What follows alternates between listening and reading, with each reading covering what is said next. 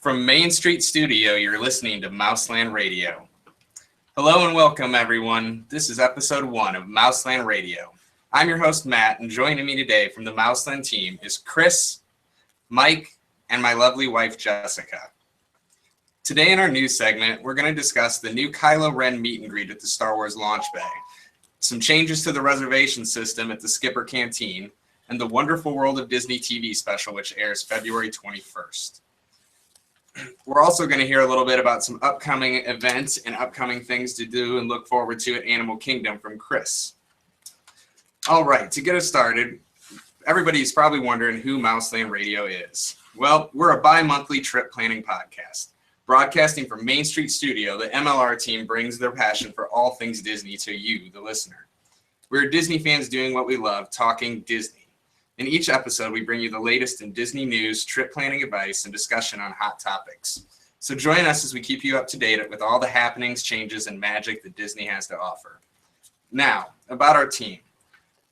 Mike, Jessica, and myself are Disney fans and frequent travelers to Disney World. As a Disney World cast member, Chris is definitely living the Disney life. Together, we enjoy planning our trips while also helping other families plan their trips to Disney World. We promise to bring you honest and informative information that will help you as you plan your next Disney trip.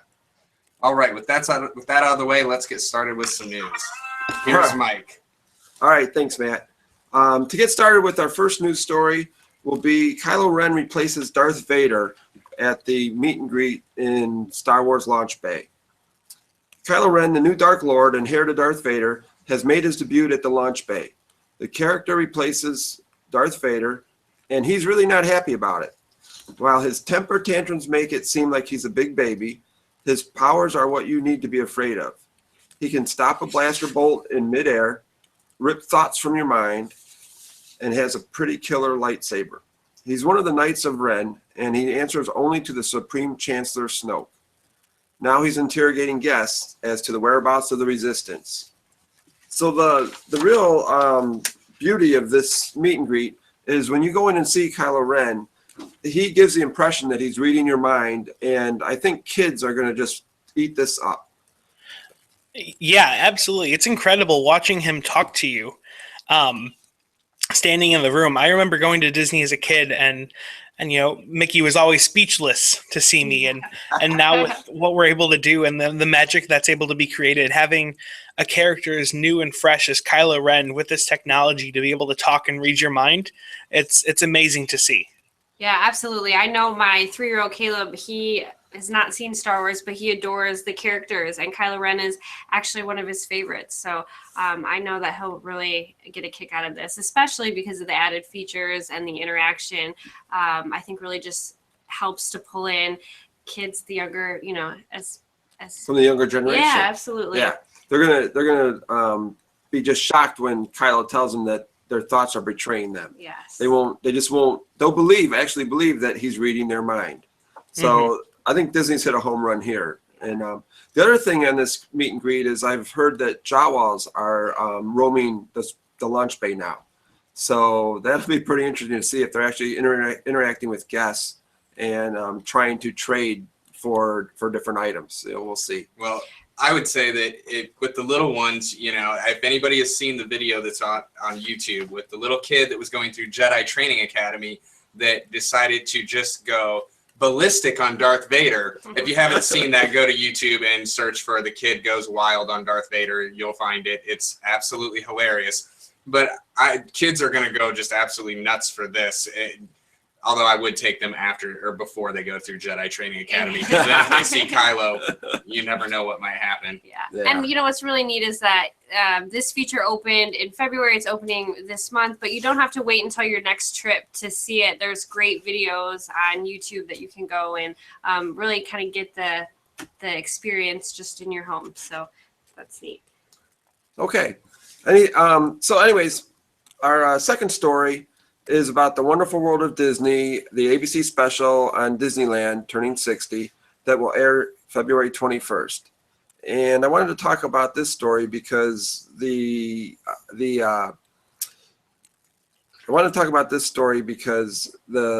think people that aren't familiar with Disneyland or even Disney theme parks will get their first taste of it. I think Joss will do a good job. Anyways, the Walt Disney was one of the ultimate dreamers, and he used his inhibited imagination and determination to create what became the springboard for all of Walt Disney Company's spirited and wildly successful creativity that followed his crowning achievement. Disneyland. The Wonderful World of Disneyland 60 is airing Sunday, February 21st on ABC, and will celebrate the inventiveness and inspiration of Disney's big, old creation with a glamorous, star-studded diamond anniversary event. Acclaimed actor Harrison Ford, who portrays Han Solo in the Star Wars film, will give viewers an exclusive preview of Star Wars-themed lands and being developed at Disneyland and Walt Disney World. By the way, I'm not the best reader, if you can't tell. So anyways, but I think Harrison Ford talking about Star Wars Land is going to just make this be one of the highest rated shows of the season, because every Star Wars fan, including ourselves, are going to be tuned to this show to see what Disney's got coming next. I mean, we're eating up anything that's Star Wars. Yeah, absolutely. The special takes place in the heart of Hollywood at the Dolby Theater and throughout some of the most iconic locations of Disneyland Park. They'll be at Sleeping Beauty Castle, along Main Street, USA, and in Cars Land. They will also showcase 2 dazzling displays of technology: the Paint the Night Parade and the World of Color Celebrate. The Wonderful World of Walt Disney in Disney California Adventure Park, along with many more. Josh Gad will take viewers on a unique tour of Disneyland Park. So Josh Gad, the voice of Olaf, will be taking us into, from what I understand, Walt's apartment that is above the firehouse, and into the Disneyland Dream Suite. So those are some of the things that you don't normally see, even if you get on YouTube and you look at Disneyland and try to see what you can learn about it. Walt's apartment was where he stayed during the development of Disneyland, when he would be there late at night and just didn't feel like traveling home, or if he wanted to oversee some nighttime construction and stuff. So I think this particular special, I think, is going to be just very pique the interest of people that just want to get a little bit of an idea on the theme park, and people like ourselves who really are immersed in everything Disney. Absolutely. So, what do you guys think? I'm looking forward to it. I know we'll be watching, and for all the reasons that you said, I really, as a Disney fan and someone who really likes to visit the park with my family, I also love the history of Disney, and so I celebrate any opportunity I look forward to any opportunity to celebrate the legacy of Disney. And I think Josh Gad and Harrison Ford together make a really great, just good entertainment. So Josh Gad is certainly recognizable as the voice of Olaf, and Nothing really needs to be said about Han Solo. It's very intergenerational. I think Han Solo is a good choice for pulling in the old time Star Wars fans and then connecting it with something so new like Frozen and so popular like the character Olaf. So. And Harrison Ford's probably thrilled. He's been campaigning to get killed off as Han Solo for years, so he is probably so ecstatic to do this. And I might point out, even Josh Gad is going to be in the new Disney movie coming in 2017, the live-action Beauty and the Beast. You're right. Oh, really? As the character LeFou. So, yeah. So he's definitely making a name for himself as a Disney legend. Hopefully someday. Yeah, he's really good. I'm just looking forward to watching the special. I was talking with my dad a little while ago, and he remembers growing up watching The Wonderful World of Disney on TV, where he would go through the parks and talk about the rides and talk about Imagineering and get the chance for Walt to bring his parks into your home. And so to see the Disney company moving forward with that legacy 60 years later is so exciting to see that this generation will get to grow up, even with this special, to have the opportunity for the parks to come right into their home. And who knows, maybe it'll be so popular they'll bring back the weekly series. Wouldn't that be great? That would be fun. that would be nice. Chris, did your dad actually see The Wonderful World of Disney before Disneyland was built? Not before Disneyland was built. He's not. It's not that He old. was born in 54. Yeah, he was born in 54. Okay. But definitely watching the shows and all the different Right. the things they had on TV with that was great. The reason I asked that question is when before Disneyland was built, as a way of raising funds, Walt Disney made an agreement with ABC to put a TV show on. ABC paid him a lot of money to do that, which he put all into to Disneyland, to building of Disneyland. And during these shows that he would do, and I believe they were weekly shows, he would talk about the attractions that were coming to Disneyland, and in essence created this euphoria for everybody to come to Disneyland well before the park was built. So that's why I'd asked if your dad had seen the show, at that point in time. Yeah, no, not at that time, but definitely growing up, it was some of the shows that he watched. Yes, absolutely. I used to be tuned to it every week. And it was one of our highlights for that week. Of course, back then there was almost nothing on TV, so That's true. It was easy for us to have it as a highlight. All right, our final news story of the day seems like really doesn't seem like much, but I think there's a lot of meat to this story, and that is the Skipper Canteen, a table service restaurant at the Magic Kingdom, which has been open for a short time. I'm not sure if it's just been 3 or 4 months, but a short time. Not even a month and a half. Month and a half. Okay. And it opened without taking reservations. So anybody could go in at any point in time and ask for a table, and if there's availability, they could get seated. Starting February 12th and through the 27th, they're going to test same-day reservations. So you'll be able to get onto the Disney app on the day of that you want your reservation and try and make a reservation, or walk up to the kiosk at the restaurant and try and make a reservation.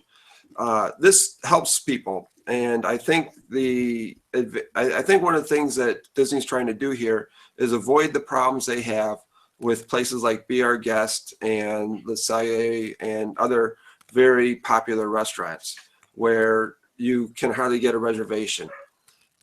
The way the reservation system works, it's called an advanced dining reservation, or ADR, is 6 months prior to your trip. You can get online and reserve a time to eat. The problem is that people get these reservations taken up quickly, and for the popular restaurants, if you don't jump online early in the morning, 6 months prior to your trip, you may not get that reservation for the whole trip.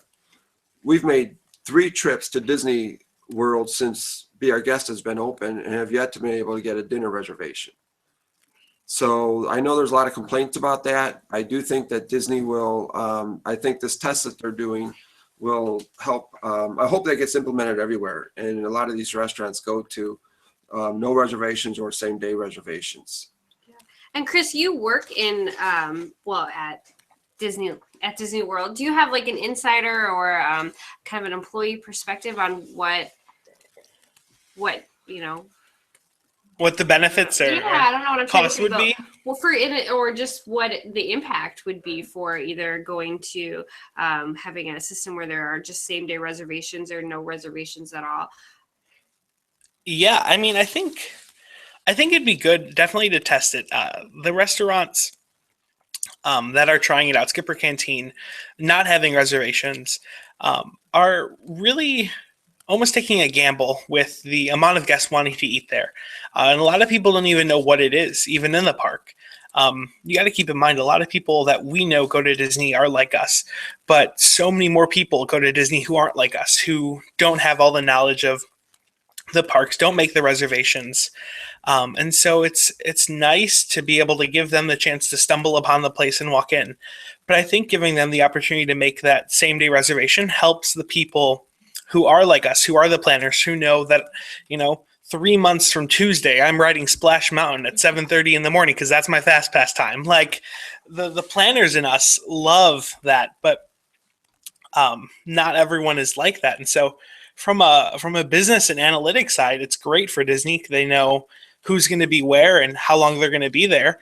But for the guest, I think it helps really to keep it spontaneous and keep it fresh, to keep their day, able to be changed and leave room for magic to happen. Yeah. Yeah. And I think, and we don't know this is just my feeling, is that Disney is losing quite a bit of money or leaving quite a bit of money on the table, because I think a lot of people do make reservations that they end up canceling. And even if it's something where they'll make reservations for 4 or 5 days out of their trip at the same restaurant, because they don't know which day they're actually going to go there, and they know like 24 hours beforehand they can cancel that reservation, and they're doing that. And I think that allows or keeps people from making or getting reservations at these restaurants, and also gives Disney or leaves Disney with an open table if nobody's filling that spot.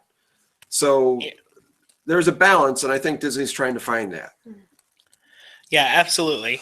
And as you said, it is that balance to try and find, who's going to be where and when they're going to be there, and ultimately have the guest satisfaction be the highest priority. Right. Last June, when we made our trip, Matt and I were trying to get a reservation for, I think it was the Star Wars Star Wars character dinner at Hollywood and Vine. And I think that thing was sold out within a day or less. The reservations were made. We couldn't get anything. So that was frustrating. We missed out. We really would have enjoyed that. But it's interesting too, because it is just about what kind of person you are, I think, because we are planners and we have that perspective. I've had conversations with women, moms that I work with, who say the exact opposite. What they love about Disney is having no plans and wandering through the park and, just not really having a day-to-day, and can't imagine going through the trip like we do. So one of the things I think Disney, what sets them apart from any other experiences, they seem to cater to both parties, and you can have, one experience or the other. Now, my opinion is I think our planning pays off in the end, and our trips are really magical, and we don't, and avoid some of those meltdowns and that kind of thing. But, to each their own, I guess. Well, it's all about expectation. I really believe this, and every family is different. And if they know what they want, if they understand what they're getting, they're going to have a great trip. Even if they get on 2 rides, if they know that that's all they might get and they're okay with that, they're going to have a great time. If they go to the parks and they expect to get on 10 rides and they've made no plans ahead of time, they're going to leave hating Disney. They're going to think it was the worst trip in the world. Oh, yeah. So people that just like to go with the flow, I mean, they're fine. They're okay. They don't care what happens, and they're going to have a good time. So it's all about your expectation. Yeah, and whether you are the planner or the non-planner, going into the parks with a knowledge of something, knowing what your kids are going to be able to do based on their, maturity and their height, knowing where your family might want to eat, having kind of those general plans or knowledge totally helps. Yeah. Because I have taken many Disney trips, as it's 10 minutes from my house, with a lot of different people. And sometimes I do go with the planners, and I know I'm meeting them at, 5:30 at this place, and then at 7:15 we have a fast pass, and I like that, and they want to get through and do their thing. But also times I've met up with people, and we don't have any plans, but we know the parks, and we know what we're able to do. And so we kind of stumble from one thing to the other, finding new opportunities, tasting new foods and cuisines. And so both areas definitely have merit. It's just a matter of what your goal is. Right. Yeah, absolutely. Right. And the more I learn about Disney and the more my knowledge grows every time we have a new experience or I see something new in the parks, that's just the magic expanding, I think. So the magic continues to grow, I think, the more you learn. And so it's neat. Anyway. All right. Well, that's it for the news. All right. Well, Chris, to wrap up our first episode, what can you tell us about what's coming up at Animal Kingdom? I know, and our son Caleb will be excited that the Lion Guard adventure just started there. I know it's nothing crazy, but I know it's a scavenger hunt for the kids. And I know they're making a big push with Lion Guard with the new animated show on Disney Junior and stuff. And it makes perfect sense to go where it's going. Yeah, the Lion Guard adventure is a lot of fun. There are about 5 to 7 hidden statues throughout the park, and kids are given a map of the general area where the statue is. And so they have to go to the statue, take a photo with the statue, doing whatever pose the photo or the statue is saying, or how to participate. And then you'll head out to Rafiki's Planet Watch, where you can show your photos and then get inducted into the Lion Guard, and they'll give you a badge and you'll be an official member of the Lion Guard. So it's a lot of fun for guests of all ages. Well, that's a Yeah, way I to want get. to do that. That's a way to get people out to Rafiki's Planet Watch. Yeah. I'm I excited. think there are so many things to get people out to Rafiki's Planet do. Watch, but I I think I my agree. bias is showing. Well, no, you know Yeah. the thing is you got to tell us about them so that we become fans and want to do that. Well, want to share those Jessica and I experiences. both love Rafiki's And- Planet Watch. And one of my favorite all-time Disney memories, I'll just tell it really quick. In the Rafiki Watch, in the atrium, I guess there's a big. It's like a. It's even still there. It's a billboard. Or that one time when we took my son the very first time he went to Disney, he was probably 18 months old. We went in that Rafiki's Watch, and there was like a billboard on the wall, and it would change, and it was all of these animals, and the scene would change. And my 18-month-old sat on the floor and just laughed and delighted every time that sign was a- changed, and he was laughing so hard people were stopping to see why Right. the little baby was laughing so hard. So it's sometimes it's the small moments too. Yeah, make that was really a good great experience. So, What else is Yeah. going on, Chris? No, so I mean it's a great time. It's just at the park. It's brimming with all this excitement and new changes. 2016 was the year we've kind of been ramping up for. 2015 really was when our changes started to be revealed with the opening of Harambe Market, Zuri Sweets, Creature Comforts, and some of the new animals out in the safari. But 2016 is the big year. We're opening up a new restaurant, a signature dining table service location called Tiffin's. We'll have a new nighttime show, Rivers of Light, which is going to be spectacular. And then we're going to have, in addition to that, a nighttime safari. And so you will now be able to go on safari, see these animals in a permanent sunset all throughout the night until the park closes. So many great new things to do. It's no longer and will never be a half-day park again. no. Nice. So on the nighttime safari, they're going to have the lighting set up so it's like a sunset. Yeah, so starting at dusk, when the sun does start to set, the lights will come on with the rest of the park, and they'll create this artificial sunset. Okay. The lighting, so you'll have reds, oranges, yellows, and that will be really for the guests to be able to see the animals. Right. And then obviously the animals will still have time at night. They'll be able to go in their enclosures if they need to. Animal care is the number one priority at Animal Kingdom, but it'll be great for the guests to see some of these animals past when the sun is beating down on them and they want to lay around all day. Yeah. I know that they've been training almost a new herd of animals to change their schedule to be nighttime, to stay up late. Right. Previously to this nighttime safari, all the animals would be brought back to their habitats, and they've brought in new animals so that they'll be out, and it'll be their routine to be out in the evening. Yeah, absolutely. That's part of what we want with the hyenas that we've brought in. And so there's a new enclosure where you'll be able to find painted dogs usually throughout the day. But then at nighttime, the thought is that the hyenas will share that enclosure as well. But I mean, really, the animal patterns are pretty consistent to the animals, whether they're on stage or off stage. Lions are still going to sleep 20 hours a day. Well, true. Hippopotamus are still going to eat 150 pounds of vegetation. Elephants are still going to play around. And so wherever they are, whether they're on stage or off stage, the time will be really nice because a lot of these animals are really active at night. And now being able to be open and on the safari is beneficial to them because they'll have more room to move around. Right. Have you seen any testing of this sunset yet? No. Okay. All right. No, I have not yet. Have they done any testing of it yet? Absolutely. I mean, it's slated to open in a few months. I think Disney would be remiss if they haven't yet tested it. So. Okay. All right. So is there anything? Okay. So here's a question I had. The Rivers of Light, the bleachers that they've built along the riverfront is over by Expedition Everest, right?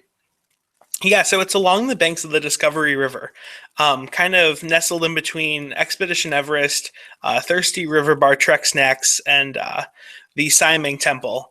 And then on the other side by Theater in the Wild and the beginning of Dinoland USA. Okay. Now, so my question is, during the show, are they going to shut down Expedition Everest? That's a great question. I don't know. Okay. My speculation would be no. I don't necessarily think they would have to. They might because of noise concern. Right. But That would be my thought. yeah. Well, if you I'm hear not anything on necessarily it, sure. yeah, if you do hear anything about it, I'd be interested to know. One cool thing I do know about Rivers of Light, we're really concerned about our animals. I said that is a top priority. When constructing the stage and the seating and the way that the speakers would be placed, Disney worked extensively with audio engineers to make sure that no speakers would be directed at animal enclosures. And so for the most part, in this entire arena, animals aren't going to hear much of what's going on. That's amazing. That is amazing. Yeah. That's cool. A last question I have is about the movie Zootopia. And have you guys been talking about your interest in that movie being a super success and then being able to bring some of the characters from that movie into the park? Yeah, I mean, I don't think it's necessarily been too talked about. Disney parks and Disney studios try to stay separate at least a little bit. Some things like Star Wars are interchangeable, like two sides of a coin. Right. But if you actually were to go to Rafiki's Planet Watch, they do have a special setup area about Zootopia where you can learn about some of the animals that are in it and learn about what these animals do in real life. Oh, that's cool. Yeah, so again, another plug for Rafiki's Planet Watch. Take that Wildlife Express out there. Yeah. That's twice tonight. All right. Well, thanks, Chris, and thanks, everybody, for listening to our first podcast. We'll be back again with our second episode soon. Have a great one. Bye-bye. Bye. Bye, everyone.